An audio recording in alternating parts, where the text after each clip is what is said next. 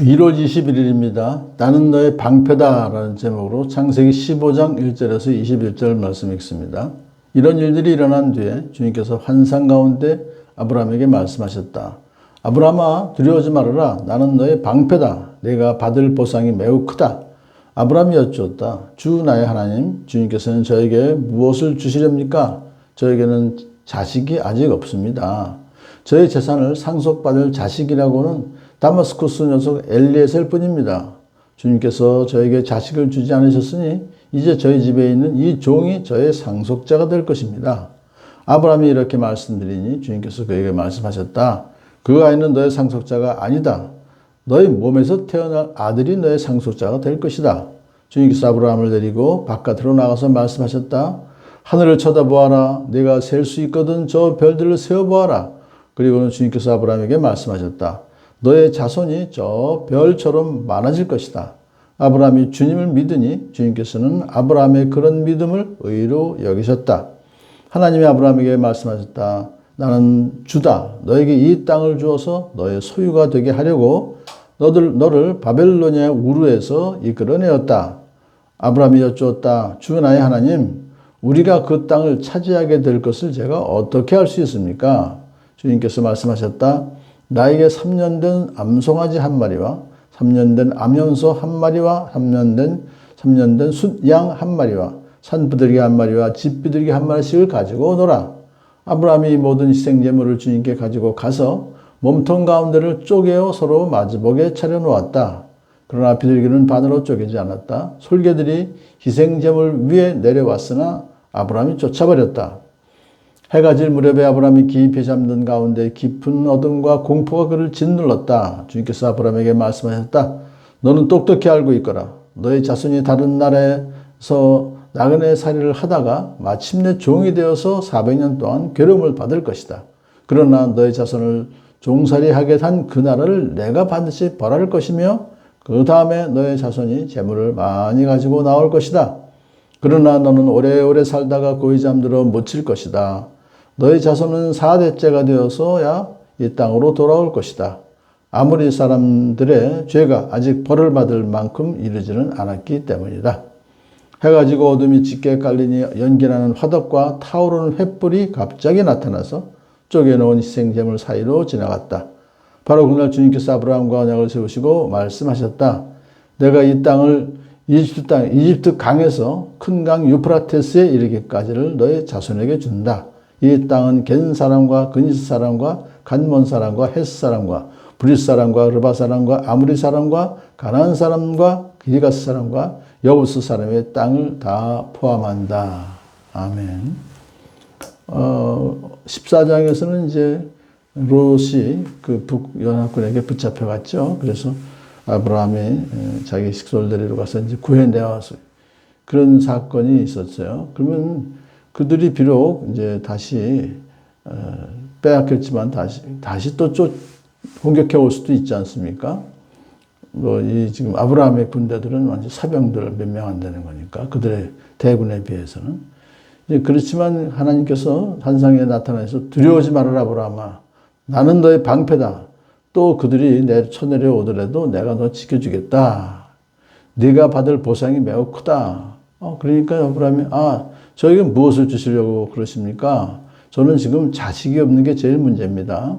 그래서 저 재산을 상속받을 자식이라고는 저 종인 엘리에셀 뿐입니다. 라고 대답을 했죠. 그랬더니 하나님께서 아니다. 그런 너의 상속자가 아니고 너의 몸에서 태어날 아들이 너의 상속으로 될 것이다. 하면서 이제 그에게 다시 한번 자식을 주겠다는 약속을 또 합니다. 또 밖으로 데려나가서 별들을 보아라. 저 별들 내가 셀 수 있냐? 그 수많은 별들처럼 너의 자손이 그렇게 많아질 것이다. 라고 이제 약속을 했죠.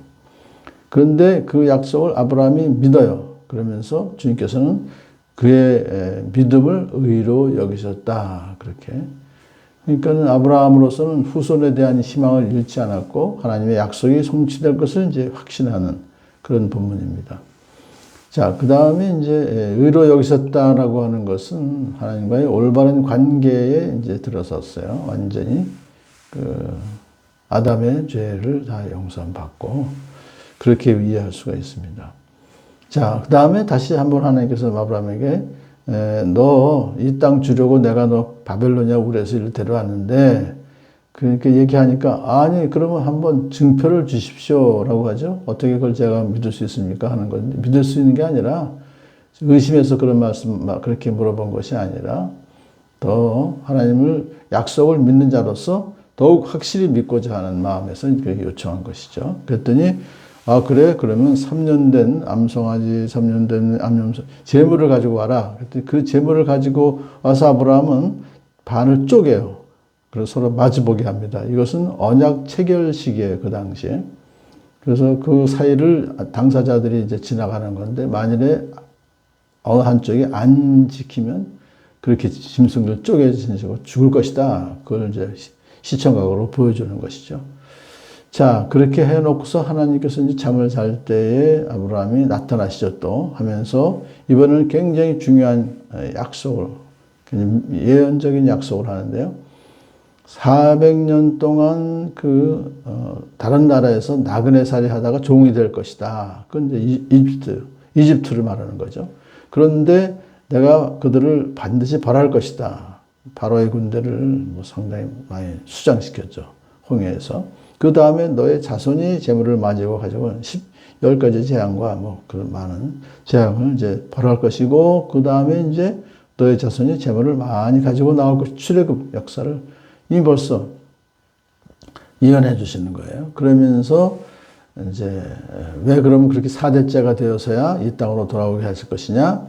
아모리 사람, 가나안의 원주민들의 죄가 아직 벌을 받을 만큼 이르지는 않았기 때문이다. 기다리시는 거죠, 4대를. 그 두 가지 의미가 있습니다. 그들이 회개하기를 기다리는 것이 있고, 하나는 이제 그 때가 아직 이르지 않았다라는 것을 우리에게 보여주시는 거죠. 그 다음에 이제 그 말씀을 하신 후에 드디어 언약을 체결하십니다. 어떤 방법으로 하냐니까 하나님께서 그 쪼개진 그 희생제물 사이를 아브라함은 지나가는 게 아니라 하나님만 지나가시는 거예요. 횃불이 갑자기 나타나서 쪼개놓은 희생제물 사이로 지나갔다. 그래요. 이 얘기는 무슨 얘기죠? 편무 언약입니다. 하나님만 책임을 지시는 거고 사람이 언약을 지키지 않는다 할지라도 하나님은 반드시 책임을 지신다. 그러면서 이 땅을 너에게 줄 땅을 내가 구체적으로 이제 적시하겠다. 이집트 강에서부터 유프라테스 강에 이르기까지 넓은 땅이죠. 그 넓은 땅을 이제 너에게 줄 것이니까 하면서 약속을 다시 반복해서 구체적으로 하시죠. 오늘도 지금 한 가지 여기서 우리가 다시 생각해 볼 것은 아모리 사람들의 죄가 아직 벌을 받을 만큼 이르지 않았다는 얘기는 앞으로 400년 후에는 그들의 죄가 벌을 받을 만큼 된다는 것이죠. 그렇기 때문에 가나안 정복을 그냥 좋은 사람들에 대한 정복이 아니라 온갖 음행과 우상 숭배 등 많은 죄를 가나안 족속들이 짓기 때문에 거기에 대한 하나님의 공의를 실현하는 것이 바로 이스라엘 백성으로 하여금 가나안 땅을 정복하게 하는 것이다. 라고 하는 걸 다시 한번 얘기해 주십니다. 오늘 저는 나는 너의 방패다 하는 말씀을 붙잡고 오늘도 어떤 어려움이 있다, 공격이 있다 할지라도 넉넉히 이겨나가는 우리 모든 하나님의 백성들 되길 축복합니다.